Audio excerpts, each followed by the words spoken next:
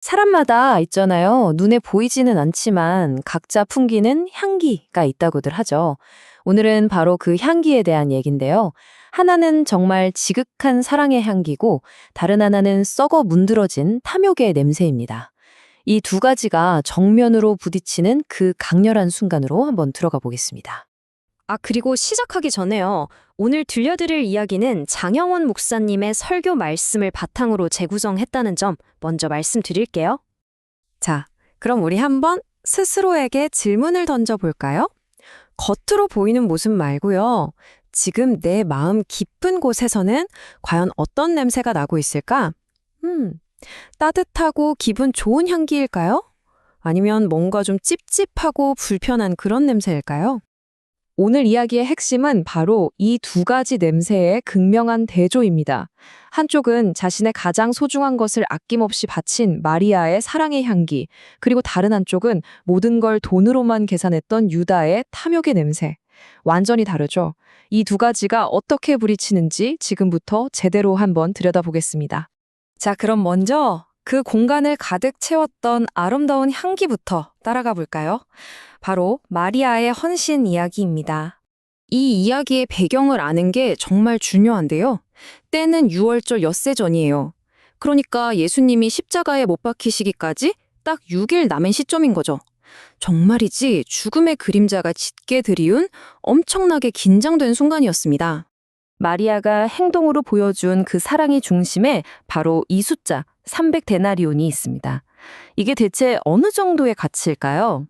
자, 당시 평범한 노동자가요, 1년 동안 정말 한 푼도 안 쓰고 꼬박 모아야 겨우 만질 수 있는 돈이었어요.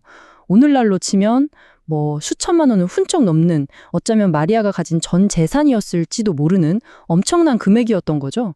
그런데 마리아가 한 행동을 한번 보세요. 그 어마어마하게 비싼 향유를 예수님의 머리도 아니고 발에 붓습니다. 가장 낮은 곳에 말이죠. 그리고는요, 당시 여성에게는 생명처럼 소중한 자신의 머리털로 그 발을 직접 닦아드려요. 이건 그냥 감정에 휩쓸려서 한 행동이 절대 아니에요. 주님, 제 자신보다, 제 모든 것보다 주님이 더 귀하십니다. 라면 온 마음을 다한 고백이었던 겁니다. 그랬더니 어떻게 됐을까요? 성경은 딱 한 문장으로 모든 걸 보여줍니다. 향유 냄새가 집에 가득하더라. 진짜 사랑, 진짜 헌신에서 나오는 향기는요, 절대 숨길 수가 없는 거예요. 굳이 티내지 않아도 그냥 저절로 퍼져나가서 모두가 알게 되는 거죠. 근데 이런 헌신이 그냥 옛날 이야기일 뿐일까요? 아니요. 20세기 초에도 꼭 마리아 같은 사람이 있었어요. 윌리엄 보든이라는 청년인데요. 이 사람은요, 미국에서 진짜 손꼽히는 백만장자 집안의 상속자였어요. 그냥 가만히 있어도 평생을 호의호식하며 살 수 있었죠.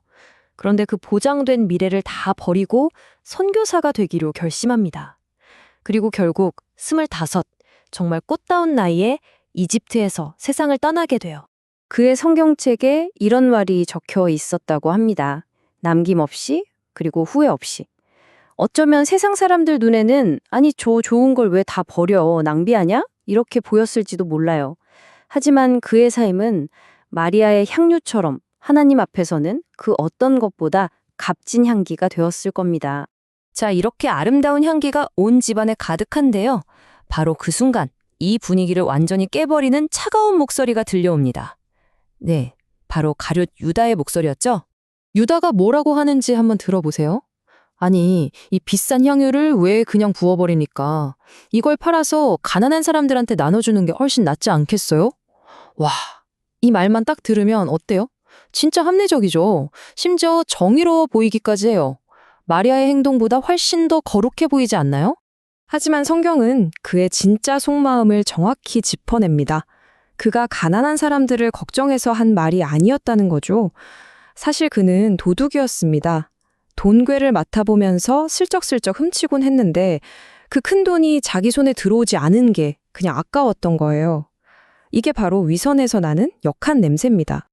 여기서 우리는 탐욕이라는 게 뭔지 제대로 보게 됩니다. 탐욕은요, 절대로 나 욕심쟁이야 하고 나타나지 않아요. 항상 정의, 효율, 합리 같은 아주 그럴듯한 가면을 쓰고 나타나죠. 그리고는 마리아의 헌신처럼 순수한 것을 보면 저런 멍청한 낭비라고 손가락질합니다.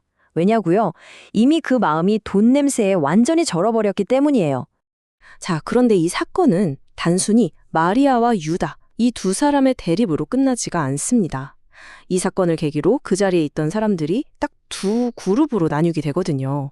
반응이 정말 극과 극으로 갈렸어요. 그 자리에는 예수님이 살리신 나사로도 있었거든요. 이 살아있는 기적을 본 수많은 사람들은 예수님을 믿게 됐습니다. 그런데 대제사장들은 어땠을까요? 그들은 예수는 물론이고 그 살아있는 증거인 나사로까지 아예 죽여버리려고 모의를 합니다. 진실을 덮기 위해서요. 이게 우리에게 뭘 말해줄까요? 바로 이거예요. 진짜 진리 앞에서는 어중간한 회색지대라는 게 없다는 겁니다. 빛을 봤다면 그 빛을 향해 나아가서 믿든지, 아니면 차라리 눈을 감고 그 빛을 없애려고 하든지, 결국 둘 중 하나를 선택할 수밖에 없다는 거죠. 그리고 이 이야기는 결국 바로 우리 자신의 이야기이기도 합니다. 우리가 만약 예수님을 믿는다면 우리 모두가 죄 때문에 죽었다가 그분으로 인해 다시 살아난 영적인 나사로인 셈이거든요. 우리 한 사람 한 사람이 바로 살아있는 증거라는 뜻입니다. 자, 이제 다시 맨 처음으로 돌아가서 스스로에게 물어볼 시간입니다. 그렇다면 지금 나의 삶에서는 과연 어떤 향기가 나고 있을까요? 우리가 드리는 예배를 한번 생각해 볼까요? 내 예배에는 마리아처럼 이것저것 따지고 계산하지 않는 순전한 사랑의 향기가 있나요? 아니면 그냥 늘 하던 거니까 하는 그런 형식적인 냄새만 남아있진 않나요? 우리가 하는 봉사나 섬김은 또 어떤가요? 정말 순수한 마음으로 하는 헌신의 향기가 풍겨 나오나요? 아니면 그 안에 은근슬쩍 나를 드러내고 싶은 그런 자기 자랑의 냄새가 섞여 있지는 않은가요? 마지막으로 이 질문을 여러분 마음에 남겨드리고 싶습니다. 여러분의 삶에서 과연 그리스도의 향기가 나고 있습니까? 계산하고 따지는 탐욕의 냄새가 아니라 마리아처럼 가장 귀한 것을 아낌없이 내어드리는 바로 그 사랑의 향기 말입니다. 여러분의 매일매일이 그 아름다운 향기로 가득 채워지기를 진심으로 바랍니다.